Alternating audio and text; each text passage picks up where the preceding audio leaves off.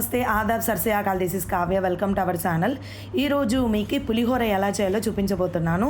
ఫస్ట్గా ఒక చిన్న గ్లాస్ నూగులు తీసుకోవాలి. అవి మంచిగా ఫ్రై చేసుకోవాలి. ఇట్లాగా కలర్ చేంజ్ అయ్యేంత వరకు. చింతపండు కూడా ఒక పిరికెడంత చింతపండు తీసుకొని నానబెట్టుకోవాలి. ఫ్రై కూడా ఇది సౌండ్ వస్తుందన్నమాట, చిట్పట్ అని సౌండ్ వచ్చేంత వరకు ఫ్రై చేసుకొని పక్కన పెట్టుకోవాలి. అదే గ్లాస్తోనే హాఫ్ గ్లాస్ ధనియాలు ఫ్రై చేసుకొని పక్కన పెట్టుకోవాలి. తర్వాత ఒక స్పూన్ జీలకర్ర, ఒక 7-8 మిరియాలు అన్నమాట ఫ్రై చేసుకోవాలి. ఇలాగా స్పైసీ ఇంకా ఎక్కువ కావాలంటే ఇంకా ఎక్కువ వేసుకోవచ్చు. అందులోకి ధనియాలు కూడా వేసుకొని ఫ్రై చేసుకోండి మంచిగా.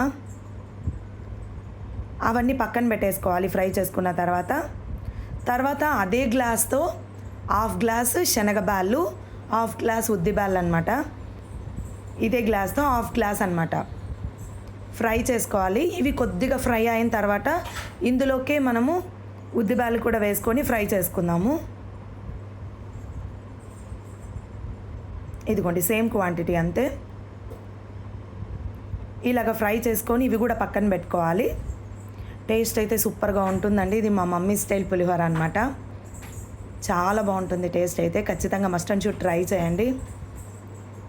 ఇలాగా రోస్ట్ చేసుకొని పక్కన పెట్టుకోవాలి.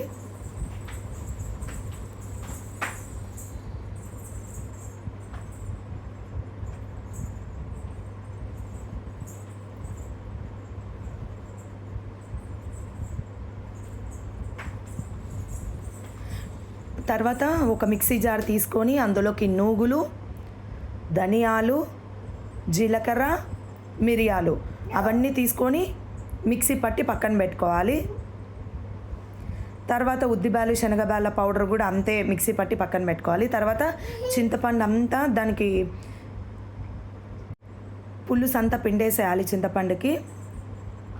తర్వాత ఒక ప్యాన్ పెట్టుకొని అందులోకి ఆయిల్ వేసుకొని ఆయిల్ హీట్ అయిన తర్వాత అందులోకి ఆవాలు, జీలకర్ర, శనగబ్యాళ్ళు, ఉద్దిబ్యాళ్ళు, కరివేపాకు, పచ్చిమిర్చి కూడా యాడ్ చేసుకోవాలి.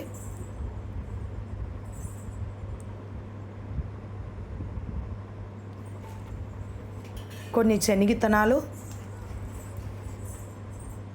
పచ్చిమిర్చి ఇవన్నీ ఫ్రై చేసుకోవాలి. ఎంత ఫ్రై చేసుకుంటే పులిహోర అంత టేస్టీగా ఉంటుంది. ఇందులోకి ఫ్రై అయిన తర్వాత చింతపండు రసం కూడా పిండేసుకునేది వేసుకోవాలా. ఇదంతా బాగా మరిగిపోవాలి. ఆ టైంలో పసుపు, ఉప్పు, కారం, బెల్లం కూడా వేసుకోవాలి.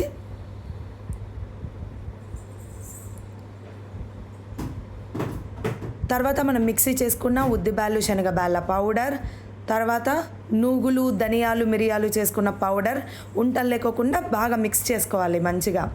ఇందులోకి వాటర్ కూడా ఇప్పుడు మనం చింతపండులోది వాటర్ అంతా వేసినాం కదా, ఇంకా వాటర్ కూడా వేసుకొని యాడ్ చేసుకొని వేసుకోవాలి. ఉండలు లేకోకుండా మంచిగా మిక్స్ చేసుకోవాలి.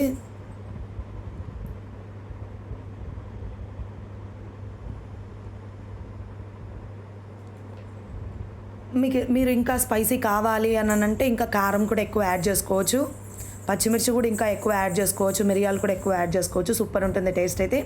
ఫైనల్గా అయితే ఇలాగ వచ్చేసిద్ది పులిహోర అంతా. బాగా బాయిల్ చేసుకోవాలి మంచిగా.